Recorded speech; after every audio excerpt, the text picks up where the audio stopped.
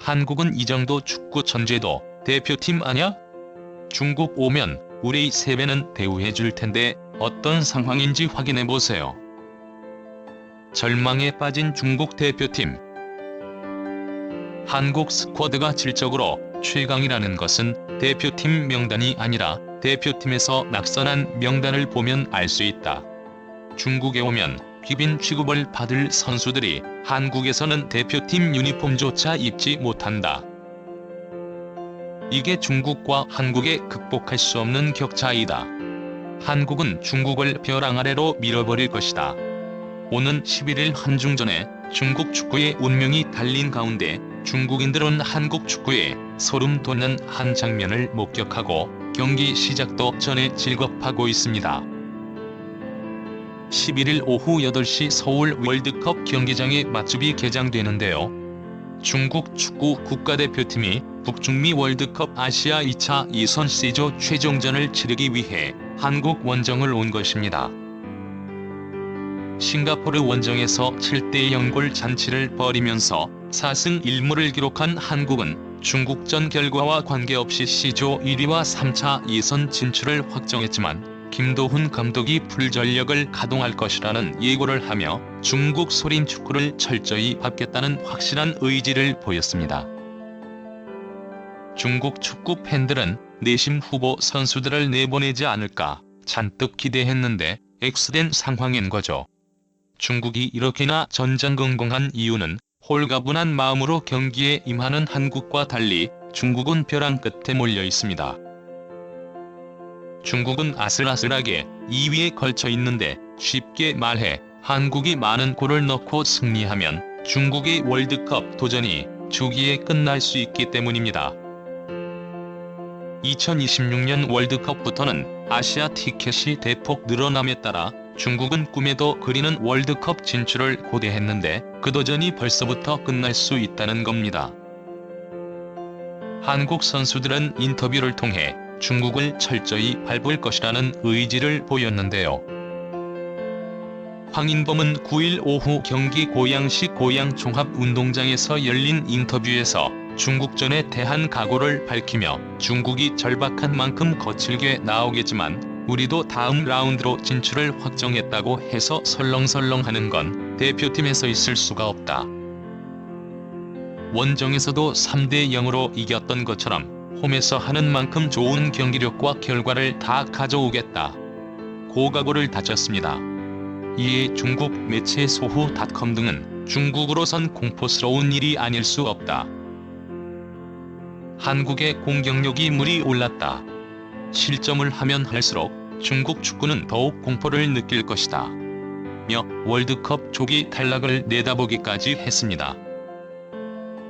새로운 스타들의 탄생.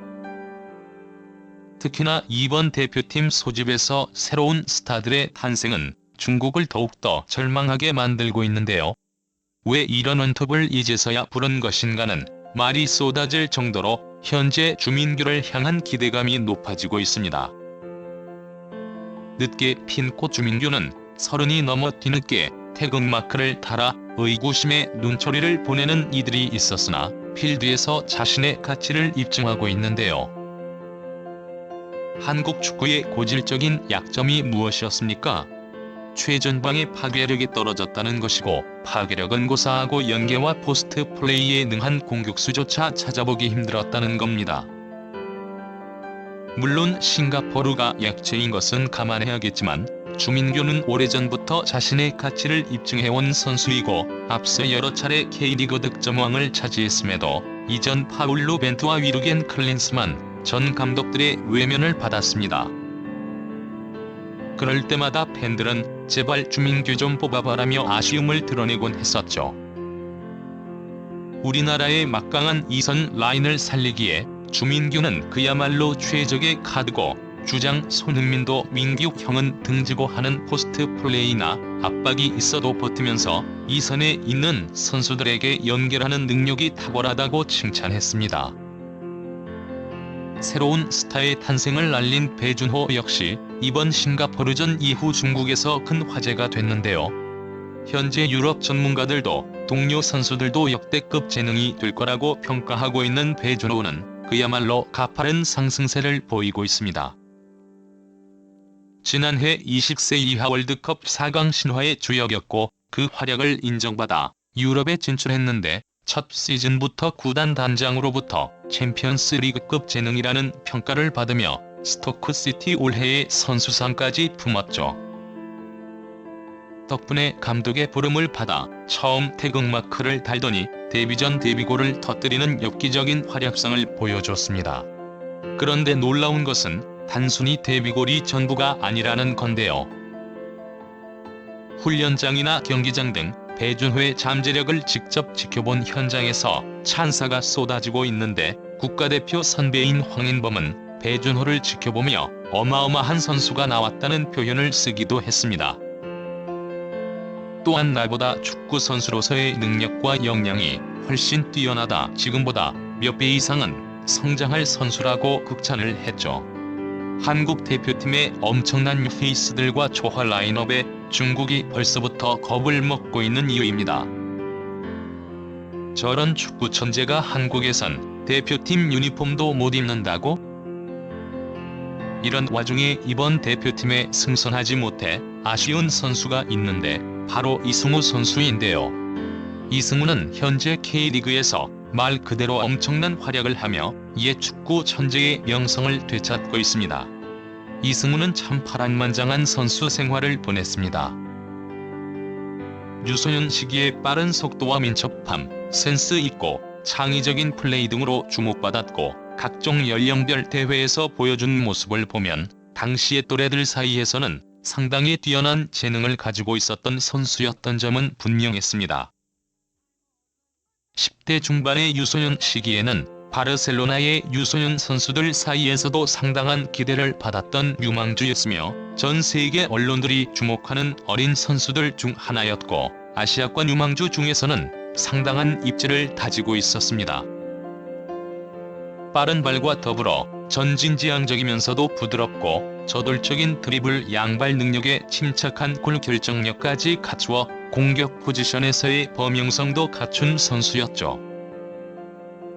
하지만 그 중요한 유소년 시기에 출전 금지 징계 등의 악재로 경기에 출전하지 못하게 되면서 성장이 정체되기 시작했고 그 상태로 성인 무대에 올라오자 점점 장점과 단점이 극명히 갈라지기 시작했습니다. 이후 유럽 리그에서의 생활이 길어질수록 점차 장점보다는 단점과 한계만이 부각되고 기존의 장점을 거의 상실해가고 있었죠. 장점이던 속도와 테크닉은 성인 무대에서 거의 통하지 않았고 부족한 피지컬로 인해 무리한 플레이만 늘어났습니다. 결국 유럽 생활을 일단락 짓고 재기를 위해 K리그로 팀을 옮겼는데요. 그 재기는 완벽히 성공했습니다. 일단 피지컬부터가 달라졌습니다. 유럽에서 생활할 때 호리호리하던 피지컬은 180도 변했고 매우 다부지고 탄탄한 육체를 가지게 되었습니다. 그 결과 K리그 레벨에서 이승우를 막는다는 것은 불가능해졌고 득점왕을 노릴 정도로 전방위적으로 미친 활약을 보여주고 있는 것입니다. 바르셀로나 출신 이승우는 워낙 스타성이 뛰어나서 중국에서도 잘 알려져 있는데요. 중국인들은 K리그에서 황제로 군림하고 있는 축구 천재 이승우가 벤치는커녕 한국 대표팀 유니폼을 입지도 못하는 것을 보고 큰 충격을 받을 수밖에 없었습니다. 일례로 중국 축구 전문가인 셔웨이는 이렇게 말했습니다. 한국 스쿼드가 질적으로 최강이라는 것은 대표팀 명단이 아니라 대표팀에서 낙선한 명단을 보면 알 수 있다. 중국에 오면 귀빈 취급을 받을 선수들이 한국에서는 유니폼조차 입지 못한다. 그중 한 명이 이승우다. 이승우는 자국 리그에서 레벨을 벗어난 활약을 보여주며 바르셀로나 레벨이었다는 걸 증명하고 있는데 오랫동안 명단조차 들지 못하고 있다. 나는 솔직하게 말하는 사람이다.